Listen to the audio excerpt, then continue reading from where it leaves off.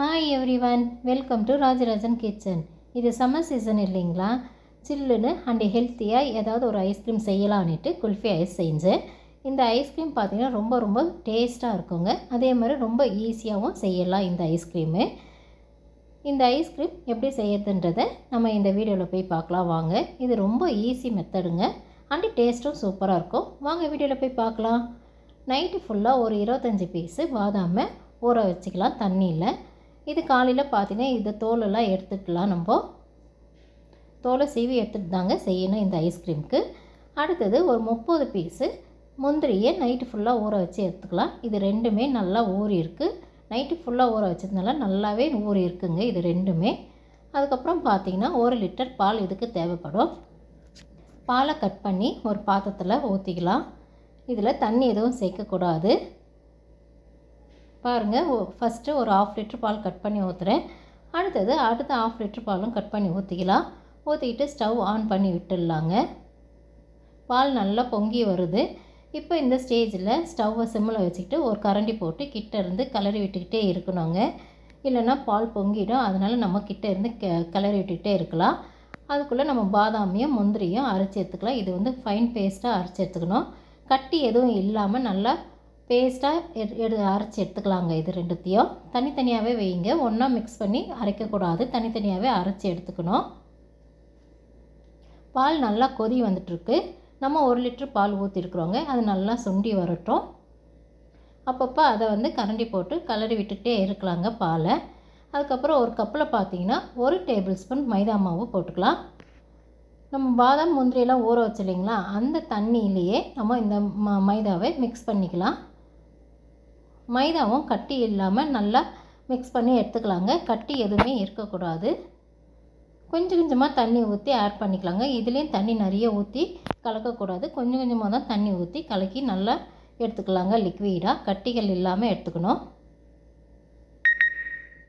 பாருங்கள், பாலை நம்ம அப்பப்போ கலரி விட்டுக்கிட்டே இருக்கணும். இல்லைன்னா பொங்கி வந்துடும். இது நல்லா சுண்டி ஒரு 1/2 லிட்டர் அளவுக்கு வரட்டுங்க. இந்த பால் நம்ம 1 லிட்டர் ஊற்றணும் இல்லைங்களா, அப்போ 1/2 லிட்டர் பால் அளவுக்கு வரணும். இதுக்கு தேவையான சுகர் எடுத்துக்கலாங்க. அடுத்து கடைசியாக போட்டு இறக்க ஏலக்காய் பொடி எடுத்துக்கலாம். பால் பாருங்கள் நல்லா 1/2 லிட்டர் அளவுக்கு சுண்டி வந்துடுச்சு. இப்போது இதில் பார்த்திங்கன்னா ஃபஸ்ட்டு நம்ம பாதாம் பேஸ்ட்டை போட்டுக்கலாம். போட்டுவிட்டு அதையும் நம்ம நல்லா கிளறி விட்டுக்கலாம். பாதாம் பேஸ்ட் போட்டுட்டு உடனே நம்ம கிளறி விட்டுக்கிட்டே இருக்கணும். இல்லைன்னா அது போய் அங்கங்கே கட்டி கட்டியாக நின்றுடும். கிளறி விட்டுகிட்டே இருக்கலாம். ஒரு 5 மினிட்ஸ் இது நல்லா கொதிக்கிட்டோம். அதுக்கப்புறம் முந்திரி பேஸ்ட்டை போட்டுட்டு அதையும் நம்ம கிளறி விட்டுக்கிட்டே இருக்கணுங்க. கிட்ட இருந்து செய்யணும் இந்த ரெசிபி. இல்லைன்னா அங்கங்கே கட்டி கட்டியாக போய் நின்றுடும். இது ஒரு 5 மினிட்ஸ் நல்லா கொதிக்கிட்டோங்க. அதுக்கப்புறம் நம்ம எடுத்து வச்சுக்கிட்டு சுகரை ஆட் பண்ணிக்கலாம். சுகரை ஆட் பண்ணிவிட்டு நல்லா மிக்ஸ் பண்ணி விட்டுடலாம் கரண்டி போட்டுட்டு.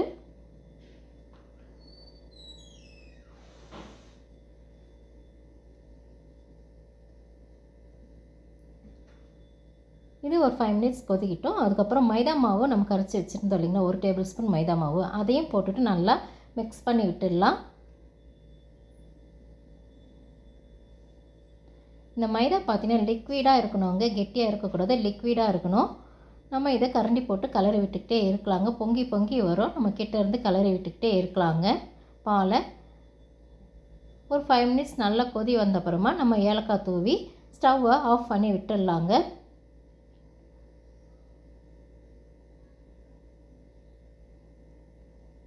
இது நல்லா ஃபுல்லாக ஆறணும். சூடு எதுவுமே இருக்கக்கூடாது பாலில். இது நல்லா சில்லுன்னு ஆறணும். பாருங்கள், நல்லா சில்லுன்னு ஆறிடுச்சு. இதை இப்போ நம்ம ஐஸ் மோட்டில் மாற்றிக்கலாம்.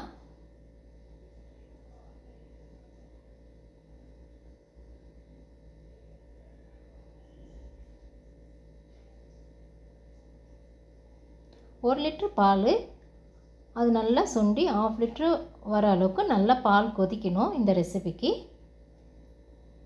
இந்த ஐஸ் மோல்டு ஃபுல்லாகிடுச்சு.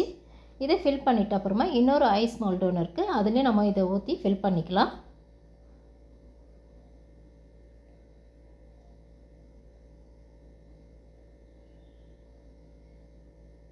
ரெண்டு ஐஸ் மோல்டும் ஃபில் பண்ணியாச்சு. இன்னும் மீதி இருக்குங்க. இதை ஒரு கப்பில் ஊற்றி நம்ம ஃப்ரீசரில் இப்போ வச்சிடலாம். பாருங்கள், கப்பில் ஊற்றியாச்சு. இப்போ அது வந்து ஓவர் நைட் ஃபுல்லாக நம்ம ஃப்ரீசரில் வச்சிடலாங்க.